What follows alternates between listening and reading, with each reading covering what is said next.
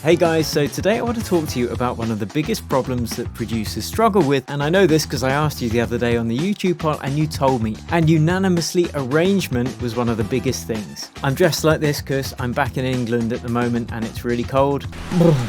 So first, let's touch upon what arrangement is, why it's so difficult to get right, and step by step how you can get from that dreaded 8-bar loop out into a fully arranged track. This is the technique I haven't seen anyone else teach, and this is what I teach my students in the Accelerator program. I'm going to be using Ableton Live for this example, but it really doesn't matter which DAW you use. This is still the best way I've found to arrange music. So firstly, let's talk about what arrangement actually is. Well, if you think about it, we are storytelling. I'm going to liken this to a roller coaster journey. If you think about a roller coaster journey, it's really a combination of building tension and then the release of the tension when you go down the slopes and round the corners, and the people on a roller coaster are going through this ride of highs and of lows, and that's exactly what we're doing when we are creating a piece of music. Now again, following along with the roller coaster analogy, despite all the ups and downs, there aren't any really abrupt crazy changes that happen like really instantly, because if they did, they would jar everyone's neck on the ride, probably injure people, give them whiplash, stuff like that. So even though you've got these massive ups and downs, you've got smooth transitions between all of them, and that's exactly what we need to work out with music when it comes to arrangement. The usual technique that I will teach people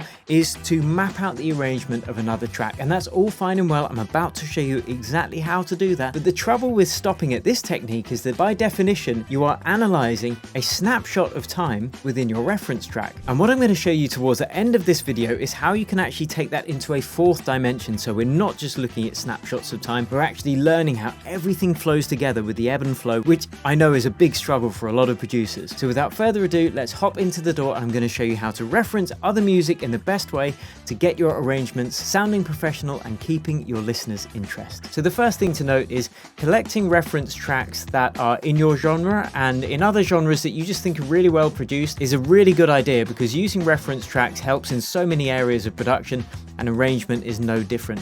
So what I do is I actually have reference track playlists in my Apple Music, but it doesn't matter which media player you use, but just every time you hear a track that you really like and you think is really well produced, just save it into that playlist, into your reference track playlist, and you can draw upon it whenever you get stuck. Okay, so assuming you've done that, you'll need to download the reference track that you want to use for your arrangement. If you're listening to it on something like Spotify, you'll probably have to buy that track from Beatport and just download the WAV or the MP3 version. So once you drag it into your DAW, again, as I said, I'm using Ableton, it's important to then synchronize it to the project tempo. Now the way to do that is to just double click. You can actually find out the tempo of most tracks by just doing a Google search, but this is another way that you can do it.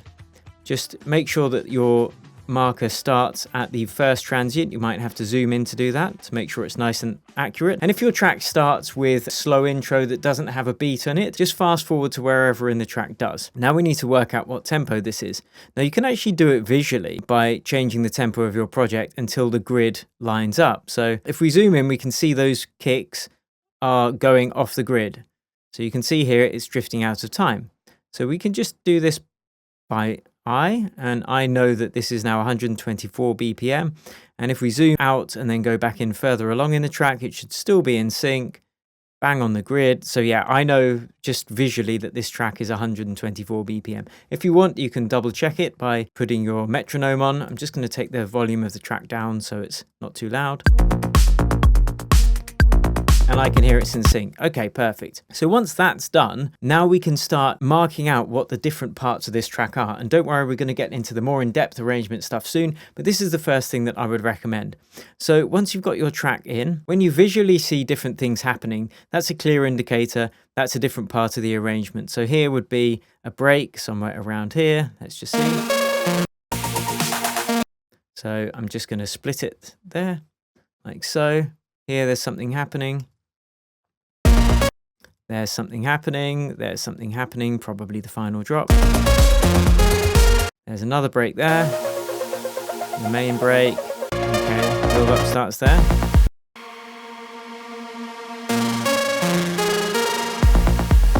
And there's a drop there.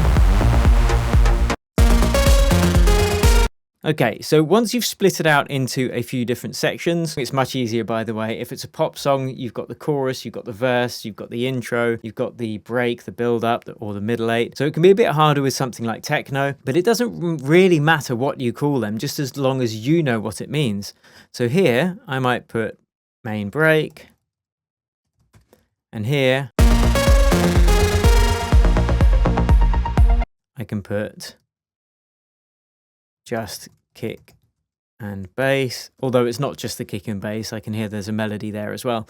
But the idea is you basically make it easy for you to see what parts of the track are happening and when. Now, each section is probably going to be 8 or 16 bars long, but it depends on whether you've got the radio edit or whether you've got an extended version. But once you've spent a bit of time marking this out, you can either just label these different sections, or in Ableton at least, you can put markers in the timeline above, add locator, and then you can name that. So we could just put verse, and you could do that for all the other sections. Now, this is going to give you a framework of how to lay out your music. Then once you've done that, go and analyze each of these sections. You can just, now your track is synced with your arrangement, you can just loop that particular section of the track.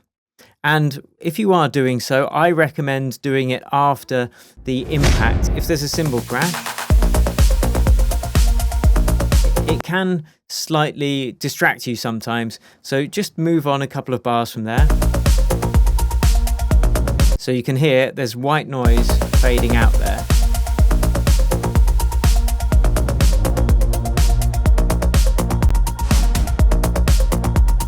So every single sound that you can hear, just make a note of it. I use post-it notes, just write it down by hand with a pencil. And once you've analysed one section, go to the other sections and analyse those too. Now, what you're going to find is that there are going to be commonalities between them. So they'll probably use the same kick drum, they'll probably have the bass sound, and that's usually as far as referencing tutorials go when it comes to arrangement. Now, the extra dimension that you need to take into account is the fact that over time, different sounds change, especially if you've got genres like melodic house, for example. You could have some kind of developing landscape that takes 32 or 64 bars to fully come in. So this next step is what I recommend when you get to this stage. Link the commonality between one section into the other. That's the first thing. So here,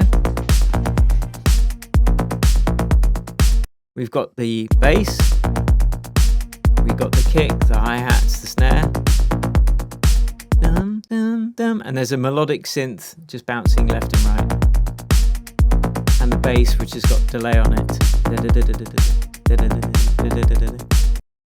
So I'll jump forwards. Okay, so at this point, you've got the top synth coming in there. And then I'm going to see, did that come in beforehand? No, it didn't. It just comes in there. So when you've got tracks that just have things that suddenly come in, it's much easier. But as I said, with some sounds, they're going to develop over time and open up. So we can hear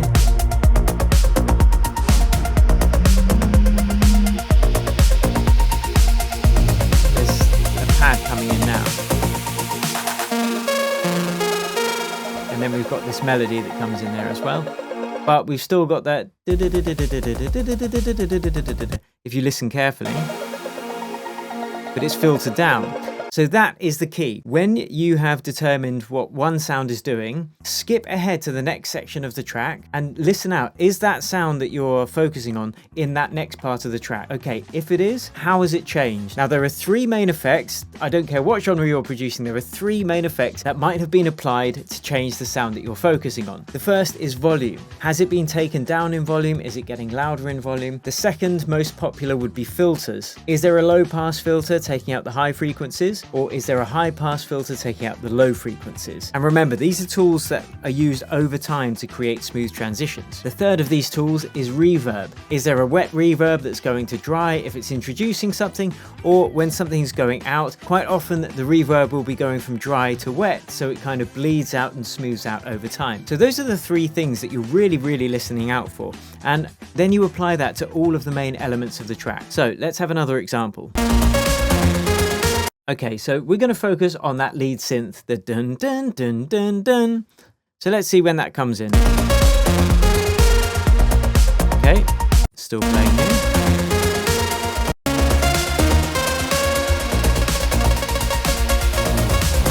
Okay. Now you can hear that syncopated dun dun dun dun dun. It's actually part of that same synth that was playing the melody. Listen very carefully, just focus on that one sound. The dun dun dun dun dun.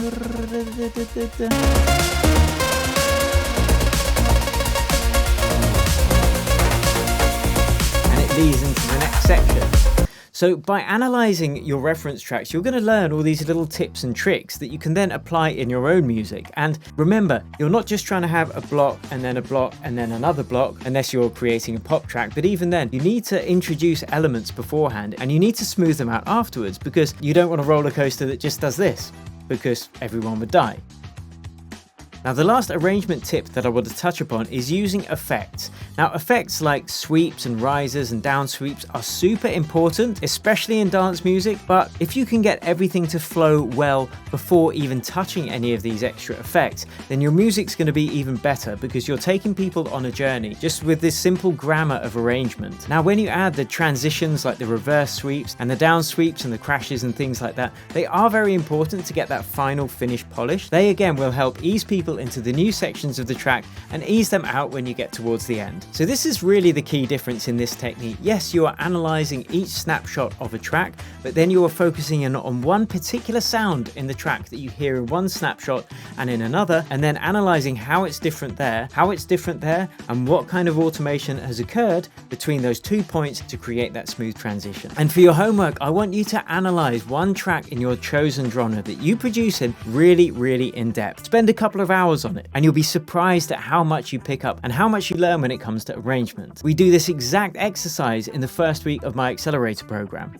And the more you do it, the better you get. In fact, I'm going to link to a couple of blog posts where I've analysed tracks in depth to show you the kind of detailed analysis that will really help you. So anyway, I hope you found this video useful. Do let me know in the comments if you did. Give me a hell yeah or an amen brother if you're feeling holy. And let me know what else you're struggling with. I really want to focus in on those pain points that are stopping you from getting your music to a professional level and released. So anyway, thank you so much for watching. If this is the first time on the channel, please subscribe. It really helps me out, and I will catch you soon. Until then, cheers and happy producing.